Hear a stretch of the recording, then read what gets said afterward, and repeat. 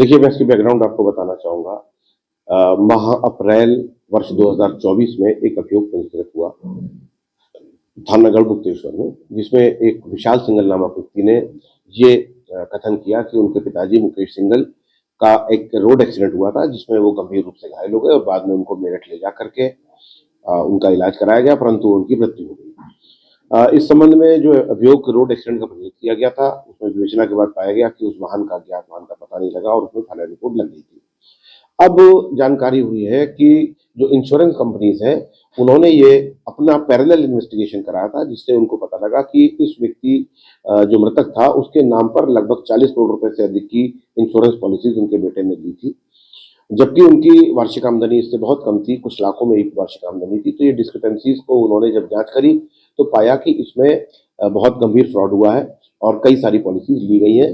और उसके बाद ये भी शक जाहिर किया कि इसमें एक्सीडेंट उनके द्वारा करवा करके ये घटना कार्य की गई थी। इसके संबंध में एफआईआर को निरस्त कराकर दोबारा पुनर्विवेचना कराने के लिए माननीय न्यायालय से अनुरोध किया गया है। In the meanwhile investigation companies ने, जो इंश्योरेंस कंपनीज थी, इंश्योरेंस कंपनीज ने थाना हापुड़ नगर पर भी एक अभियोग पंजीकृत कराया, जिसमें फाइनेंशियल फ्रॉड और अपने पिता के नाम पर पॉलिसीज लेने में बहुत सारे आधार कार्ड, पैन कार्ड और इस प्रकार से बहुत सारे अकाउंट्स को फर्ज करना और उसमें फर्जी आधार कार्ड और पैन कार्ड वगैरह जारी कराए जाने के संबंध में अभियोग किया। इसमें प्राथमिक इन्वेस्टिगेशन के बाद में इस साक्ष्य के आधार पर विशाल सिंघल और उसके एक अकॉम्प्लिस को जेल भेजा गया है। विवेचना चल रही है और जैसे ही हमको थाना गढ़मुक्तेश्वर वाली घटना के संबंध में विवेचना की अनुमति मिलेगी, उसमें विवेचना करके इस प्रकरण की तह तक पहुंचा जाएगा।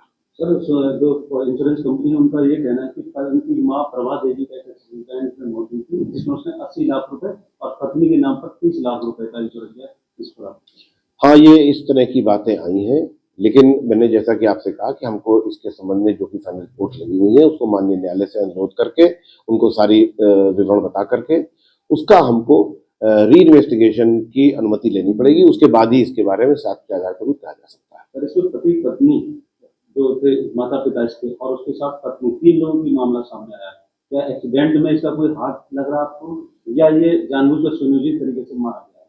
देखिए, इसके बारे में अभी कहना बहुत जल्दबाजी होगी, क्योंकि माननीय न्यायालय में एफआईआर लग चुकी है और वो उनके संज्ञान में है। तो इसमें जब हमको फर्दर इन्वेस्टिगेशन की अनुमति मिलेगी, तभी हम इसके बारे में साक्ष्य संकलित करेंगे। जहां तक प्रैक्टिकल बात का सवाल है, इस प्रकार की बातें हमसे जो इंश्योरेंस कंपनीज थी, उन्होंने इस बात बारे में कहा है, पिता और माता के बारे में कहा है, और जो इनकी पत्नी थी, उनकी मृत्यु किसी और प्रकार से होना अभी तक जानकारी में आया है उनकी बातों के आधार पर। लेकिन जैसा कि मैंने कहा कि ये इन्वेस्टिगेशन जब शुरू होगा, तभी इसके बारे में कुछ और गहराई से कहना संभव है। स्वामी भी कितने आरोपी गिरफ्तार किए? इसमें 2 व्यक्ति